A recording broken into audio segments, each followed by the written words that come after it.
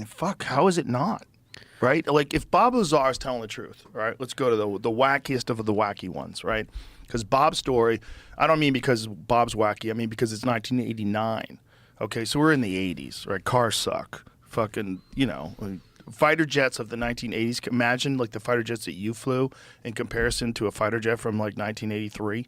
Yeah, no internet really to speak of even back then. Yeah. There was, like, a few computers connected, right, by physical cords or something, probably. But that time period, we did not have what he was describing, what he was describing is accurate. And then when you see that gimbal footage, that thing is moving exactly the way he described it, where he said it's built like your classic flying. That's actually an image of it right there, that little model that we have. That's what he described. So this is what we're in 1989. He's saying that this thing, when it would fly, it would turn sideways.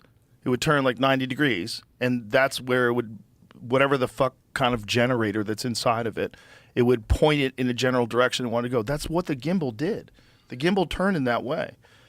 And what he's describing in this reactor is some sort of an element, and it's element 115, and this whoever has created this thing is a stable version of this element, and when it's blasted with radiation, it creates some sort of a warp in space-time, and in some way, whether it's gravity or whatever it does, it folds time, and it just shoots off at insane rates of speed. Mm-hmm. But the things inside of it, I would imagine, aren't experiencing G-force the way it does the traditional propulsion system. It's the only way a biological thing could survive, right?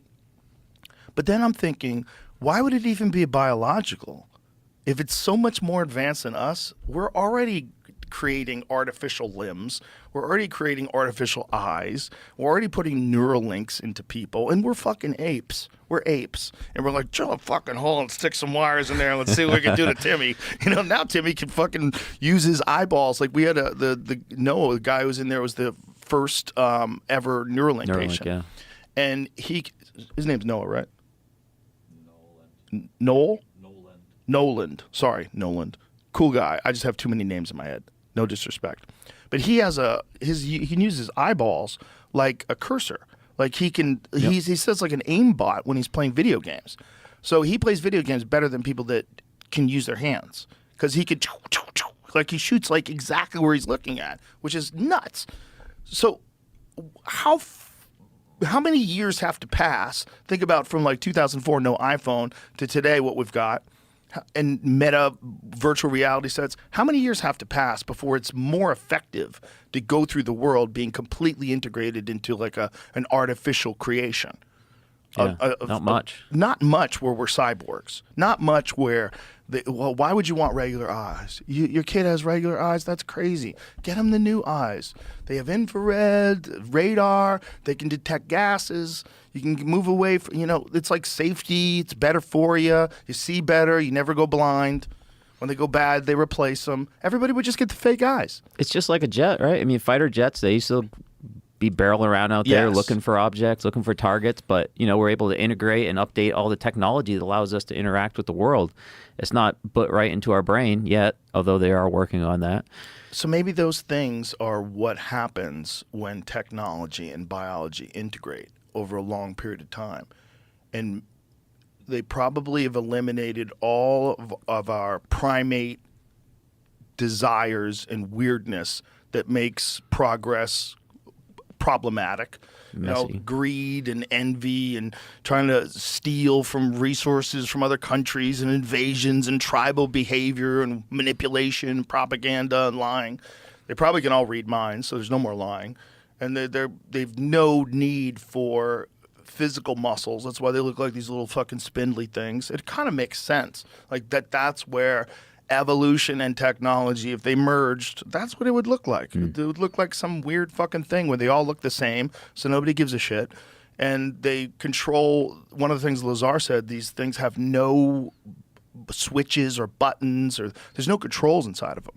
So he thinks they're controlling them with their minds. Yeah. with their intention, perhaps. Their mind is integrated. And, we think about that like that sounds so crazy. But how much crazier is that than typing things with your thumb? It's not that much crazier than what you can do by FaceTiming someone, like sending video. It's not that crazy. No. It's not that crazy that your brain could eventually integrate completely with technology. Excuse me. And if you're a cyborg, then you have to worry about all the biological issues that we deal with, all the cancer and fucking pollutants. You don't have to worry about any of that shit. And then you're inside this ship that you're completely connected to, and you can move it in any way you want. Might as well be your body at that point. It might as well be your body, and that's probably the future. That's probably the future here on Earth, even if we don't fuck this up.